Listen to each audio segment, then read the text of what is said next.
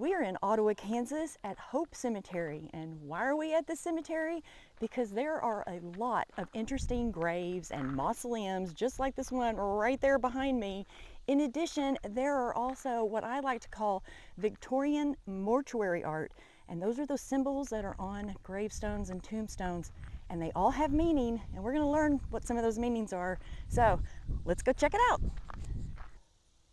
Okay, so this is the grave of Sarah Davis. She died in 1878, and on her tombstone is a hand pointing up, and that means that the soul has ascended to heaven.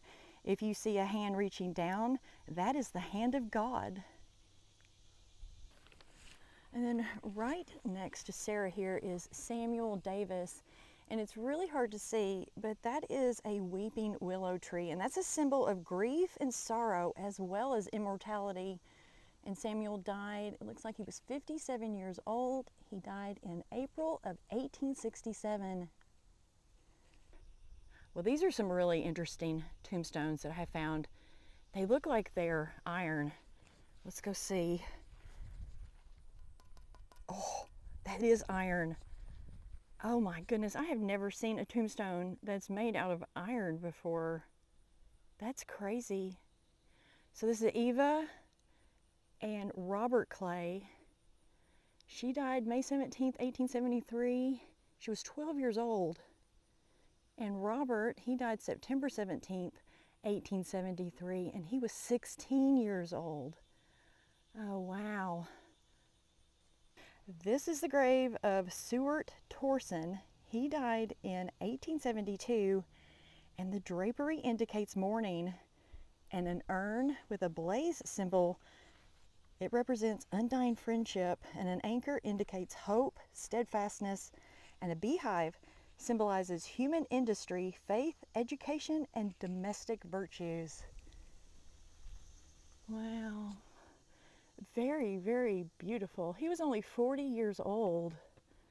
And then if we go over here behind here, it says, this is so little and dainty. It says, our darling Norman.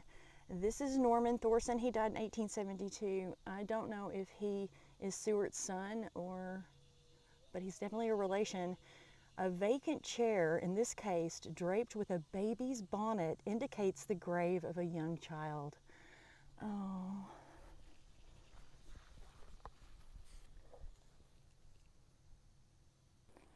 So it looks like they used the cemetery up until 1886 when they built a new cemetery.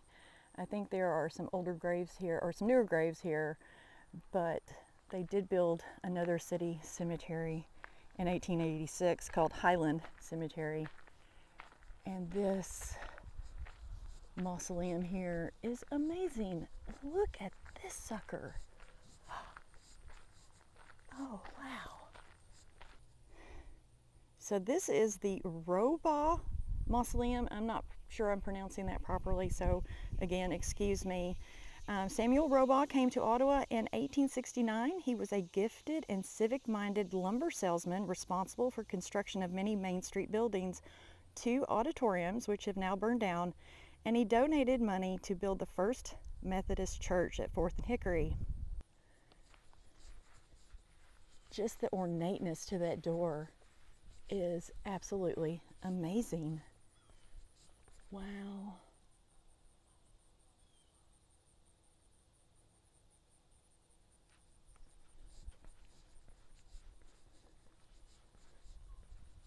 Look at this door. I'm fascinated, absolutely fascinated by this door. And the date above it, 1901. Wow. There's a couple other mausoleums out here, like this one right here in front of us. It was built in 1919. It says Taylor, and it's brick. But this one over here was built in 1912. Crane DeFord. So we'll go look at that one.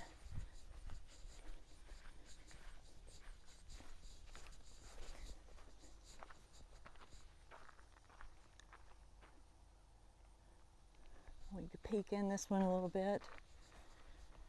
See what the inside looks like. Not much to see, but a big old wasp nest up there. Okay, yeah, not really much to see in there. Although the floor is very nice. Looks like something fell off of the ceiling. Yeah, the ceiling is crumbling down and there's some wasp nests. So we're gonna get out of here. Okay. Ooh, Keller, 1900. Another mausoleum. Let's check out this door or gate or grate. And it's boarded up so you can't see in it. That's probably a good thing. Keep it intact. I realize that cemeteries are not historical sites, but we can learn so much at a cemetery. So this is the grave of C.A. Sponsler, and he died in 1902. And again, we see the drapery that indicates mourning.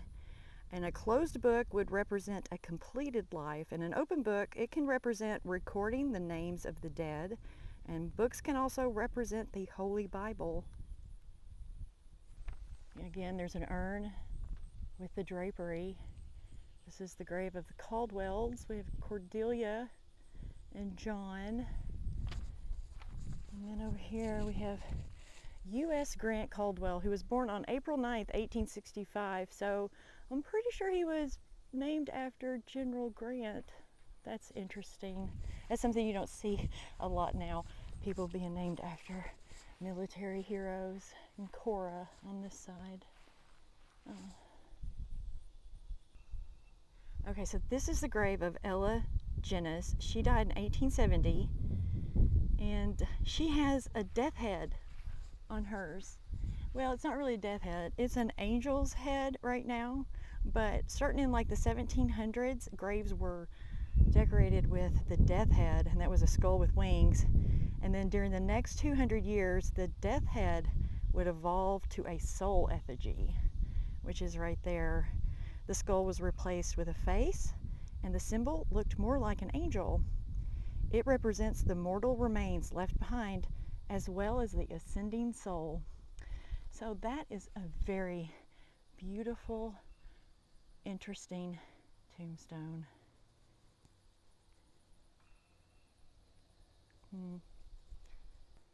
But look, what's that over there? From a distance, it looks like a pig, an elephant, or something. But what is that? What is that?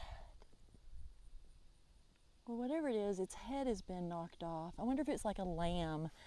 I wonder if this was a baby's grave. Okay, this is the grave of E.P. and H.H. Lamphere. And I'm not sure if I'm saying that right. But this is a very unique, a very beautiful tombstone, and it's got a lot of symbolism on here that we can learn about. So up at the top there, we've got the urn that represents mourning. And then if we come in here closer, we can see this is a boat, and it represents crossing from one world to the next. And then on either side of that, we have these inverted torches with flames, and that shows that even in death, the soul continues to exist in the next realm. And then over here we have a winged cherub, and that is part of the evolution of that death head that we saw. And then if we move over here, there's 2 of the 7 virtues that are shown. Hope is this woman right here. She has an anchor. And then faith is over here on this side, and she's holding a book. And if we come here and look in the middle, there is the symbol that includes, these are some of the secret society symbols, and that one in the middle is the Grand Army of the Republic for the Union Civil War veterans. And then here we go on this, these 3 chain links, that is the Independent Order of Odd Fellows. And then we have right over here, this is the Freemasons square and compass symbol. Oh wow, look at this one. Howard Jones, he died 1901. The thing that concerns me with this is where they have those planted. So Was that always meant to have flowers planted there, or at one point was there maybe glass so you could see the coffin? I mean, the Victorians did some weird stuff when it came to death. I wouldn't put it past them. This is Sadie Allen. She died in 1929, and we've got another dove. But look at how that dove is laying on that tombstone. So a dove is a symbol of purity and peace, and it acts as a messenger of God as it carries a wreath, a symbol of victory over death. All right, so that is the tombstone of Joseph Brown. He died in 1875. And as you can see, there are broken columns on his tombstone, and that is a symbol of mortality and are often used to represent a life cut short. And you can also see here, we have 3 chain links that are the symbol of the Independent Order of Oddfellows. And this one right here is a very interesting little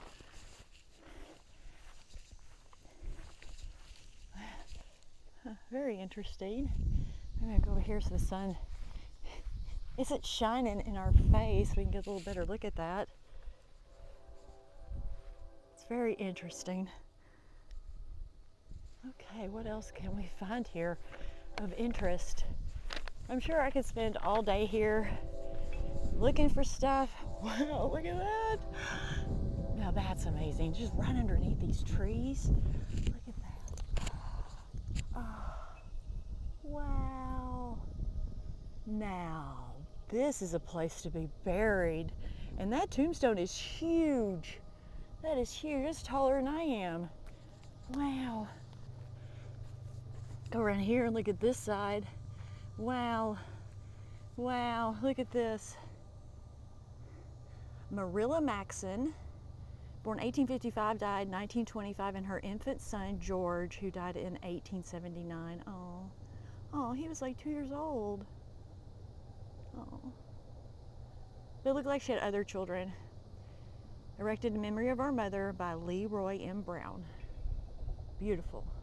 And of course, the cross, that is a sign of Christianity. So this is the marker. It's not really the grave. Claire's not buried here, but this is a marker that her family put up. She died in 1868. In October of 1868, Richard, Clara, and 2-year-old Willie Ben were traveling on the Santa Fe Trail when their wagon party was attacked by a band of Cheyenne. Clara and Willie were captured and held in the camp of Chief Blackkettle. On November 27th, Lieutenant Colonel George Armstrong Custer's troops attacked the sleeping camp, killing Indian men, women, and children in what would be known as the Battle of Washita. The frozen bodies of Clara and Willie were discovered on December 7th, and it remains unclear if they were killed by the Indians or Custer's men. They're buried at Fort Gibson in Oklahoma.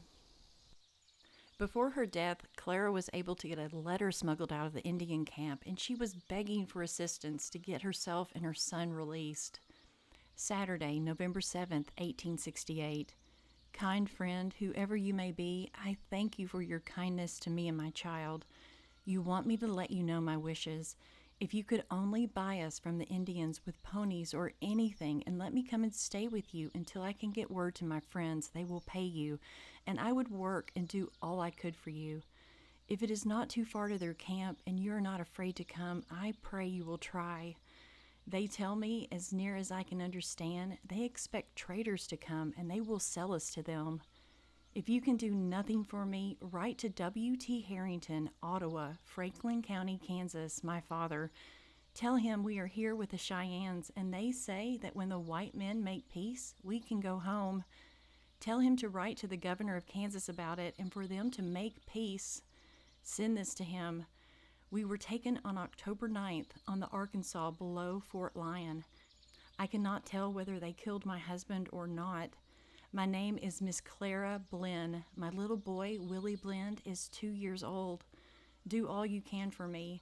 Write to the peace commissioners to make peace this fall. For our sake, do all you can, and God will bless you. If you can let me hear from you again, please let me know what you think about it. Write to my father. Send this to him. Goodbye, Miss R.F. Blinn. And then she added a footnote. I am as well as can be expected, but my baby is very sick. Like we're gonna go all the way over here to the end of the cemetery because this is where the Bissell children are buried, or at least I'm hoping that this is their grave. I've been looking for them all over the place. It is, thank goodness. Oh, and you can see the symbol on there is the hands clasping together. All right, so what's the big deal about these children right here? So in December of 1882, the Bissell family of Great Bend, which was suffering through a smallpox outbreak, arrived in Ottawa, and soon 10 people in 3 different families were sick. Of the Bissell family, Father J.P. and 4 of the 5 daughters died, leaving only the mother and 1 daughter.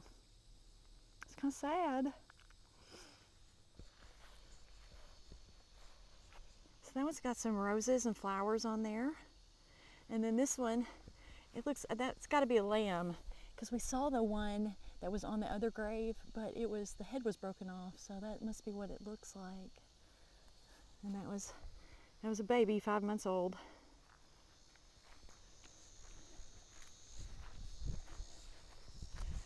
You know, while these mausoleums are not as grand as like that one up there that we saw, this is still very interesting. To me, it reminds me of like a fire, like where you would bake bread. That's what it looks like. See what else we can see. Again, seeing a lot of the holding hands. And there's Greg sitting in the car. You know, sometimes I bring him with me and he's just not into this stuff, but that's okay. He loves me so much, he just sits in the car and waits for me. So I don't know if we got one of a dove or not, but that's clearly a sign of peace. And there's one right there. So this is the monument for the Dibble family, and you can see up here at the top is the emblem for the Knights Templar, and that was an order within the Freemasons. This is George and Lola Tabor. He died in 1893 and she died in 1903.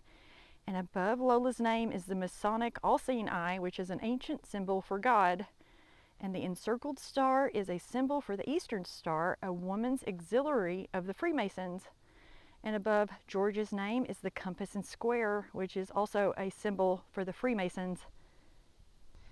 Well, I find this tombstone to be very, very unique. There's a couple of very unique tombstones here. This is a tombstone of Lizzie McNair. She died in 1873. And many of the woodman organizations, including the Woodman Circle, offered tree stump stones.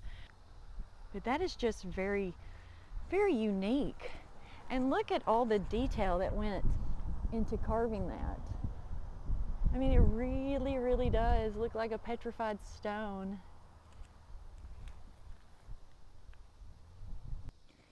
Here's another one of these that's like kind of open. Like I'm just worried that used to have a piece of glass over it and you could look down and see the coffin. I'm really worried about that. What I will take away from my visit to Hope Cemetery today is the sad story of Clara Blinn and her infant son being murdered. I hope you learned something, and I hope to see you next time. Bye now.